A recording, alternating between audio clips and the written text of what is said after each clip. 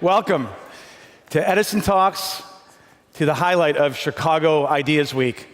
On behalf of my co-chairman, Eric Lefkofsky, Mayor Rahm Emanuel, and on behalf of our executive director, Jessica Malkin, and our executive producer, Carrie Kennedy, it is so great to welcome all of you, not only to our community of curiosity, but to this powerful day that we've curated for you. Crucial to today's talks and all the things you'll see on stage is a wonderful partnership that we have with U.S. Trust and with Keith Banks, who runs U.S. Trust. And so it is with huge pleasure and great honor that I welcome Keith to the stage, the U.S. Trust community, to our audience. And Keith, would love you to say a couple of words. Thank you, Brad. Good morning, everybody. I'd be remiss if I didn't acknowledge the amazing thing that Brad and his wife Kim have pulled off with Chicago Ideas Week. This is only the fourth year, and when you look at the incredible speakers that have been here all week and will be here today and the rest of the weekend, it's unbelievable. Brad told me last evening that there'll be between 32,000 and 33,000 participants. And it's just incredible. So, Brad, congratulations. Thank you. It's fantastic. On behalf of my colleagues at U.S. Trust, I also welcome all of you. My remarks will be very, very brief because I stand between you and that incredible roster of speakers. So I have a whole new appreciation for warm-up bands right now. But we're very pleased to be here. We have been part of the fabric of Chicago for many years. We support the arts, we support the sports teams, culture. We've been a big sponsor of the Chicago Marathon. So we have been Chicago is important to us, and we try to be important to Chicago. So this is a very natural thing for us. This is the first year we're sponsoring the Edison Talks, and it's truly, truly a privilege to be part of that, and I welcome the opportunity. The thing I love about the people here in Chicago, and I come from New York, if my accent didn't give it away, but I love the people, the curiosity of the people in Chicago. They want to be in the conversation, they want to be in the dialogue, and that's why we feel so good that we can facilitate the dialogue and the conversation and the spurring of ideas, and hopefully the spurring of some new innovation and people leaving here and going away and doing amazing things, being inspired by the people they hear. You know, innovation's been important to U.S. Trust. Our company's been around for 161 years, so we've been forced to reinvent ourselves, to innovate, and we're challenged by the incredible clients that we have who themselves are incredible entrepreneurs and innovators. So innovation is part of who we are, part of who we need to be. And again, so it's so great to be part of something of this magnitude. I hope you've found so far the Chicago Ideas Week to be inspiring. I know today is going to be amazing and the rest of the weekend. So enjoy it. Thank you for coming. And Brad, again, congratulations. Thank you, Keith. Thank you. See you soon. One more time, thanks to U.S. Trust. So, my goal right now is to do a little bit of sort of setting the table and a tiny bit of housekeeping. But in thinking about what I would say this morning, I was thinking about what's happened so far this week. There have been so many extraordinary moments, so many extraordinary speakers. But to me, extraordinary doesn't really do what this is all about justice. And so the other thing that I think that's added to extraordinary to really describe what's been happening at Chicago Ideas Week is love. Love of ideas, love of community, love of connectivity, love of curiosity. And so when you combine that love with these amazing speakers who bring their stories so authentically to our stage, we are able to create moments that we can all share as a community, and hopefully we can all build off of. So why Edison Talks?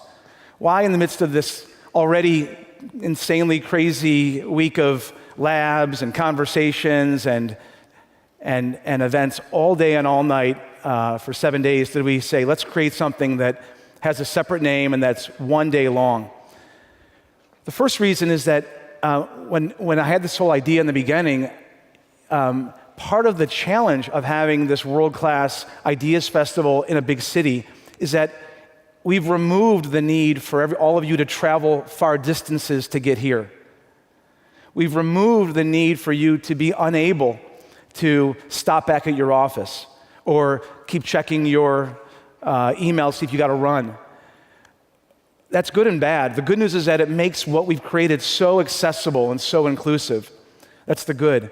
The bad is that it enables everybody here to not be fully present and not be fully experiencing what we've created. So Edison Talks, the idea behind Edison Talks was one day where you totally unplug, where you commit yourselves to let us guide you.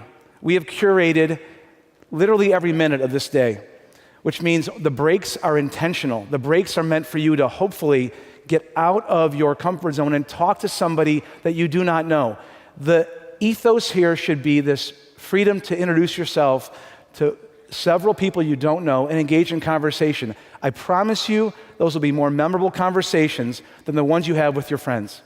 So please try to follow that lead and meet people you do not know. The other part of it is to stay. Stay through the breaks. Have lunch with us. We provide you lunch. It's totally organized. You'll enjoy it, I promise. Allow us to guide you through this day. Next thing, people have commented to me throughout the week about certain speakers. And I've heard too many times, I wish I could have given them a standing ovation, I just didn't feel right. Standing up while you're clapping is a way of appreciating what you've just heard. And so I am not at all saying you have to give anybody a standing ovation. But on an individual basis, if you feel so compelled, feel free to stand up to express your appreciation for a speaker that particularly moves you. And then a quick update, sort of a state of the union about where Chicago Ideas Week is at this moment. So we are 4 years old. In the last year, we decided to expand beyond this 1 week, sort of the Super Bowl week, and have year-round intermittent programming under the Chicago Ideas brand.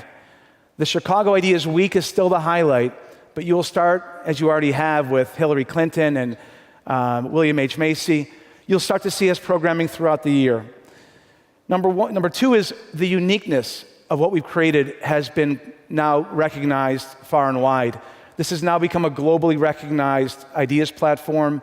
You might have seen pro bono, pages and ads that have been given to us by magazines around the world, billboards in Times Square, and we're proud that what we've created has such quality that we're able to reverberate on a national and global basis.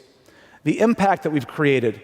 So we measure meticulously what comes out of Chicago Ideas Week. We measure it despite the fact that what we are doing here, trying to enhance connectivity, try to spark ideas, is exceptionally hard to measure. We don't have standardized tests for all of you to see what happens before and after you're here for a day. What we do have is a stated mission that our goal is to be a unique connector. I don't think the Chamber of Commerce does what we do. There aren't many other organizations that exist in a way that can cut across all types of organizations, all types of nonprofit, for-profit, community organizations, and connect them. And connect them by sparking what they're doing with collaborative ideas. So what we do is unique, but we're really trying to measure what comes out of it. We have as I think all of you know, and as our youth participants today can attest, we have a serious focus on engaging youth in this platform.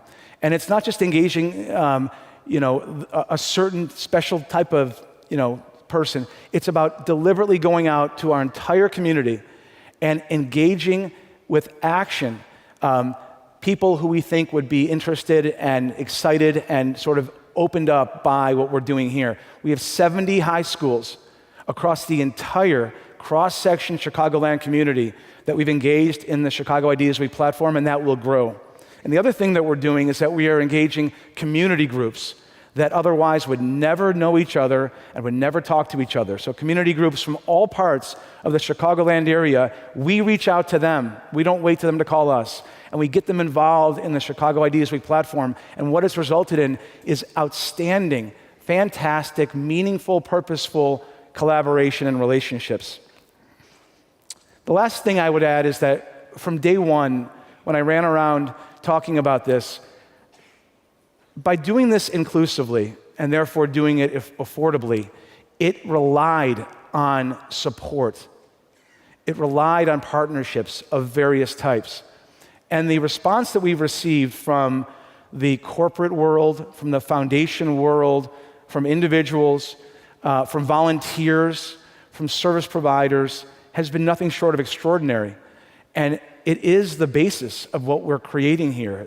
As you can see, the production quality and the quality of our team, this is all not by mistake. It relies on support, and that's part of why we ask people who have the means to do so to become members, just to build this membership community on a broad and wide basis, so that what we have done in 4 years, we can look back on and say, wow, look how small it was at year 4.